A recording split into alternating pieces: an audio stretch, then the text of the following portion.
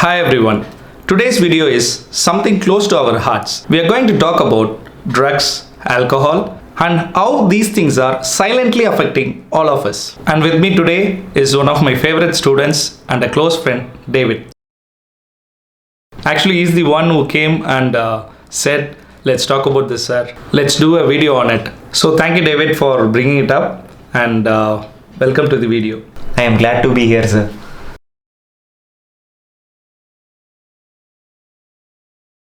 Yes, David. As a youngster, as a 12th standard student, இந்த addiction இந்த drugs எல்லாம் இருக்கு இல்லையா, அதெல்லாம் வந்து எங்கேருந்து ஸ்டார்ட் ஆகுதுன்னு நினைக்கிறீங்க? Sir actually it's good point.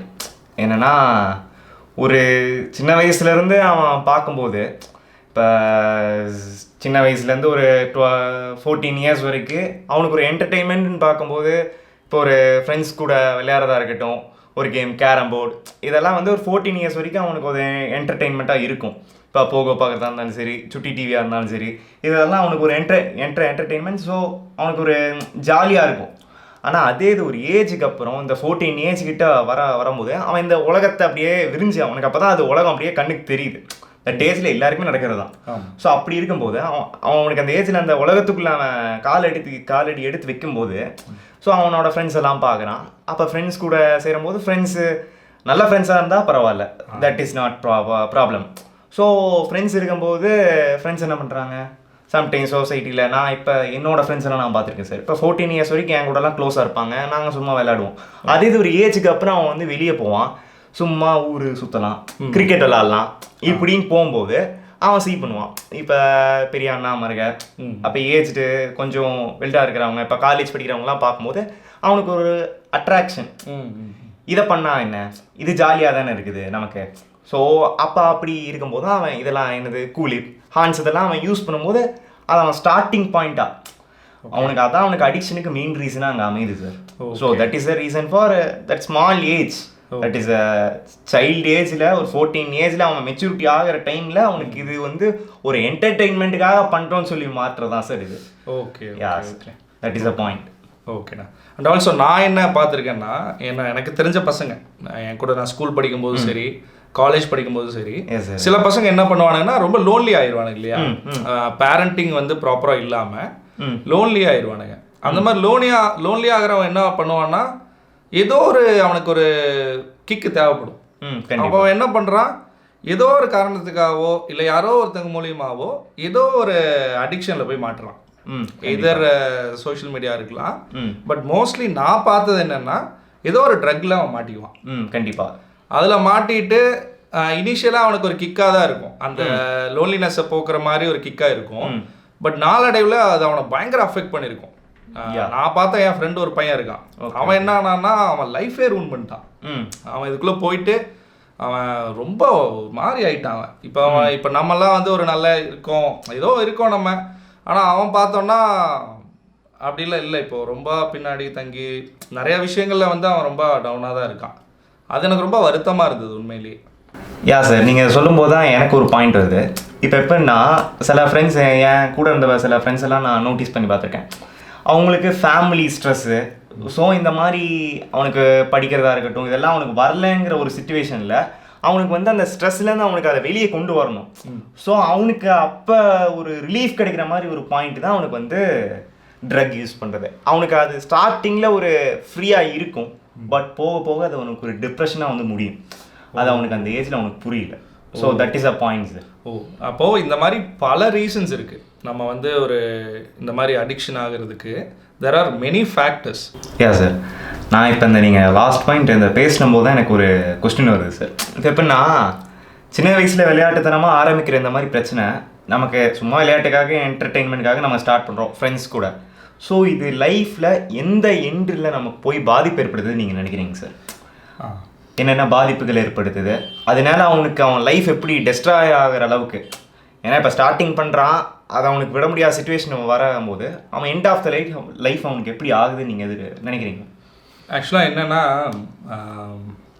அவன் எப்படி பாதிக்குது அப்படின்னா, ஃபஸ்ட்டு வந்துட்டு ஈஸியாக தான் இருக்கும், ரொம்ப ஸ்லோவாக தான் அவன் ஸ்டார்ட் பண்ணுவான். அவனுடைய இந்த மாதிரி விஷயம், இந்த அடிக்ஷன்லாம் ஸ்லோவாக ஸ்டார்ட் ஆகும். பட் கடைசியில் என்ன ஆகும்னா அவனோட கனவையே அவன் தொலைச்சிருவான். அவனுடைய எனர்ஜி வேஸ்ட் ஆயிரும், எனர்ஜி போயிடும், அவன் ஹெல்த் போயிடும், அவனுக்குள்ளே இருக்க அந்த கான்ஃபிடென்ஸ் போயிடும். அது வந்து கான்ஃபிடென்ஸ் தான் நம்ம வேணும், நம்மளை ட்ரைவ் பண்ணுறதே கான்ஃபிடென்ஸ் தானே.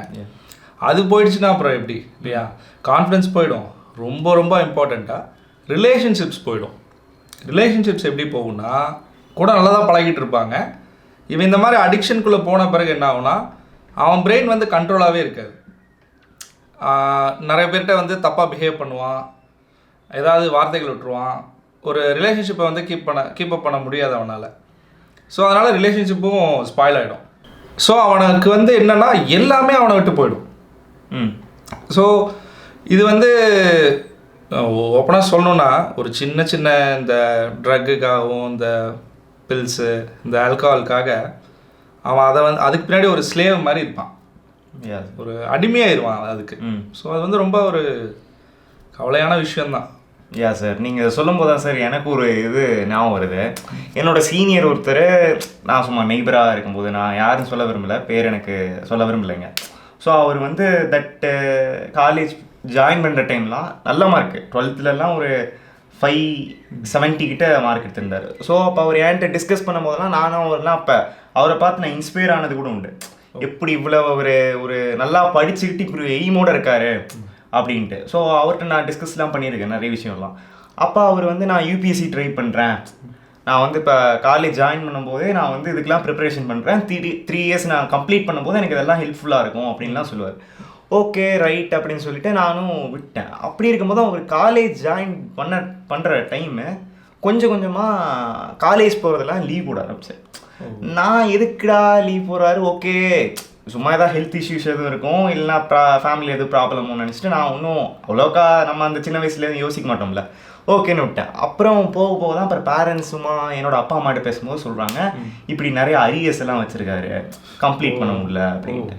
ஸோ லாஸ்ட்டில் நான் அப்போ சும்மா கேள்விப்பட்டேன், ஓகே எப்படி இருந்தாலும் அவர் படிக்கிறவர் தானே, எப்படின்னா கம்ப்ளீட் பண்ணி போயிடுவாருன்னு சொல்லிட்டு நானும் விட்டேன். ரீசெண்டாக சொல்லிட்டு நான் ஒரு ரீஹாபிலிட்டேஷன் சென்டருக்கு நான் போயிருக்கேன். Yes sir. ஸோ அங்கே போயிருக்கும்போது அவர் பார்க்குறேன், எனக்கா ஒரே ஷாக்கு. எனக்கு இது எப்படி டைஜஸ்ட் பண்ணுறதுன்னு தெரியல சார்.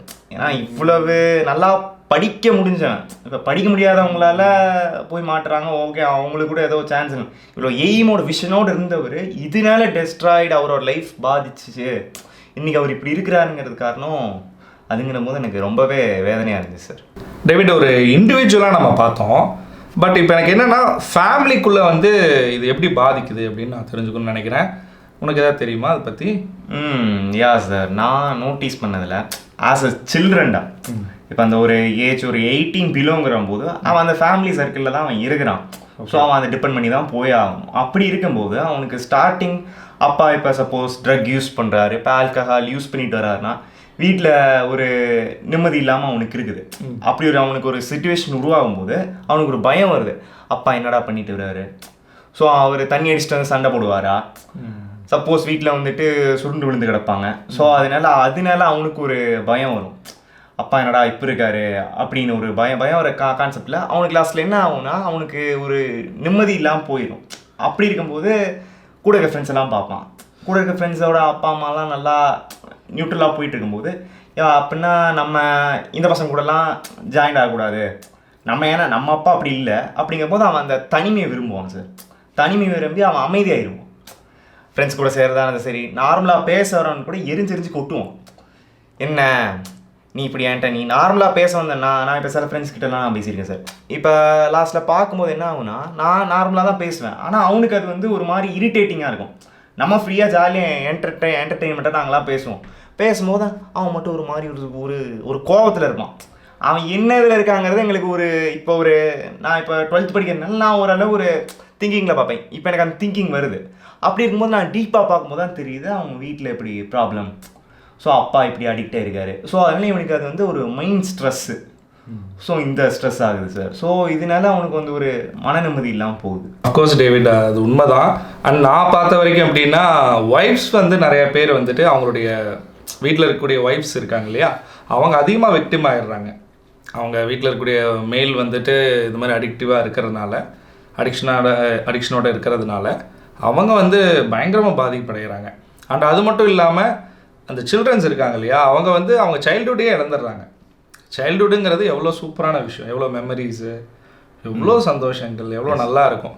அந்த சில்ட்ரன்கிறதே அதுதான், அதான அழகே.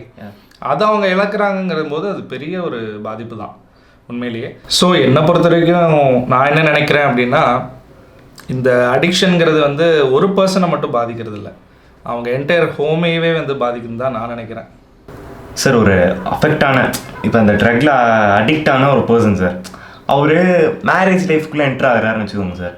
அப்போ அவரோட லைஃப் பார்ட்னர் வந்து இவங்களை எப்படி கொண்டு போவாங்க, எப்படி இவ்வளோ அடிக்டான பர்சன் அவங்களுக்கு தெரியாது. அப்படிங்கிற போது அவங்க லைஃப்குள்ளே என்ட்ரு ஆகும்போது அவங்க லைஃப் பார்ட்னர் வந்து இதை எப்படி மேனேஜ் பண்ணி கொண்டு போவாங்க ஒரு அன்போட, அப்படி நீங்கள் சொல்லுங்கள் சார். எனக்கு ஒரு பெரிய டவுட்டாகவே இருக்குது நான் யோசிச்சு பார்க்கும்போது. ஓகேடா, லவ் கேன் சர்வைவ் எனிதிங்டா.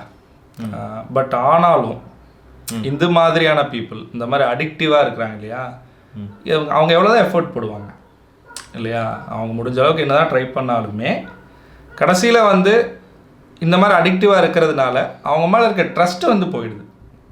ஸோ அப்போது ஃபைனலி அவங்க என்ன ஆயிடுறாங்க, ரிலேஷன்ஷிப்பை பிரேக் பண்ணிக்கிறாங்க. யா சார், நீங்கள் சொல்லும் போது தான் சார் எனக்கு ஒரு இன்சிடெண்ட் நான் ஞாபகம் வருது. எனக்கு தெரிஞ்ச ஒரு கப்புள் சார், அந்த அக்கா வந்து எவ்வளவோ ட்ரை பண்ணாங்க சார் அந்த ஹஸ்பண்டை மாற்றுறதுக்கு. ஆனால் பட் எண்டில் வந்து பாட்டில் தான் ஜெயிச்சிச்சு. அது எனக்கு ரொம்ப ஹார்ட் பிரேக்கிங்காக இருந்துச்சு. எண்ட் ஆஃப் த டே அவங்க வந்து சேர்ந்து இல்லை இப்போ. அப்படிங்கும் போது எனக்கு ரொம்ப அது ஃபீலிங்காக இருந்துச்சு சார். சார் எனக்கு ஒரு டவுட்டு, இப்போ எப்படின்னா ட்ரக் இஸ் ஹார்ம்ஃபுல்னு சொல்லிட்டு உங்களுக்கும் தெரியுது, எனக்கும் தெரியுது, கவர்மெண்ட்டுக்கு தெரியதான் போகுது, தெரியாமல் இருக்க வாய்ப்பு இல்லை. அப்படி இருக்கும்போது எதுக்கு சார் அந்த ட்ரக்கை ப்ரொமோட் பண்ணும்? இப்போ டாஸ்மார்க்லாம் பார்க்கும்போது அவங்க தான் ப்ரொடியூஸே பண்ணுறாங்க. அப்படி இருக்கும்போது நீங்கள் இதை பற்றி என்னென்ன சார் நினைக்கிறீங்க? ஆமாம், இது வந்து ஒரு $1 million கான்ட்ரடிக்ஷன் தான் அது. ஆக்சுவலாக என்னென்னா, ஒரு சைடு கவர்மெண்ட் என்ன சொல்கிறாங்கன்னா அடிக்ஷன் இஸ் டேஞ்சரஸ்ன்னு சொல்கிறாங்க இல்லையா, பட் இன்னொரு சைடு என்ன பண்ணுறாங்க, அந்த டாஸ்மாக் மூலியமா, இந்த ஆல்கஹால் மூலியமா க்ரோர்ஸில் வந்து சம்பாதிக்கிறாங்க இல்லையா. இது எப்படி இருக்குது தெரியுமா, ஒரு பாய்சனை நமக்கு விற்றுட்டு ஒரு ஃபர்ஸ்ட் எய்ட் பேண்ட் வாங்கி கொடுக்குற மாதிரி இருக்குது. யா சார், கரெக்ட். யா சார், இதில் ரொம்ப பாதிக்கப்படுறதுன்னு பார்த்தா நம்ம தான் சார் பாதிக்கப்படுறோம். அடுத்தது பார்த்தா இதில் ரொம்ப முக்கியமாக பாதிக்கப்படுறதுன்னு பார்த்தா டெய்லி வேஜஸ் போகிறவங்க தான் சார். அவங்களோட லைஃபே ஃபுல்லுமே ஸ்ட்ரகிள். இந்த அவங்க அடிக்ஷன் ஆகிறனால அவங்க ஹோல் லைஃப், அவங்க சம்பாதிக்கிறது எல்லாமே இந்த ட்ரக் அடிக்ஷன்னால அவங்க எல்லாத்தையுமே விடுறதுனால அவங்க லைஃபே கீழே போகிறதுக்கு வாய்ப்பு இருக்குது சார். கண்டிப்பாக. ஓகே டேவிட், எனக்கு ஒரே ஒரு கொஸ்டின் தான். இப்போ இந்த மாதிரி அடிக்ஷனில் இருக்காங்க இல்லையா, அவங்க இதுலேருந்து ட்ரூவாக கம்ப்ளீட்டாக வெளியே வர்றதுக்கு பாசிபிள் இருக்கா? கண்டிப்பாக சார், கண்டிப்பாக, sure. Have a chance to change any persons. Okay, so நம்மளுக்கு 2 வேல நம்ம பார்க்கலாம். ஒன்று, தட் பர்சன் கேன் சேஞ்ச். என்னால் முடியும்னு அவன் நினச்சானா அவனால் எவ்வளோ பெரிய தப்பான விஷயத்துக்கு போயிருந்தால் கூட அவனால் சேஞ்ச் ஆக முடியும் அப்படிங்கிறது அவனுக்கு அந்த ஹோப் வரணும். செகண்டரியாக பார்க்கும்போது கூட இருக்கிற ஃப்ரெண்ட்ஸ், ஃபேமிலி அண்ட் சொசைட்டி, இவங்க எல்லாருக்குமே அந்த ஒரு ரெஸ்பான்சிபிலிட்டி இருக்குது. எப்படின்னா ஒரு தப்பாக ஒரு வழியில் போகிறான்னா அந்த வழியிலேருந்து அவனை திருப்பி நம்ம கைடன்ஸ் கொடுத்து வந்தோன்னா மட்டும்தான் அவனுக்கு அந்த ஹோப் கிடைக்கும்.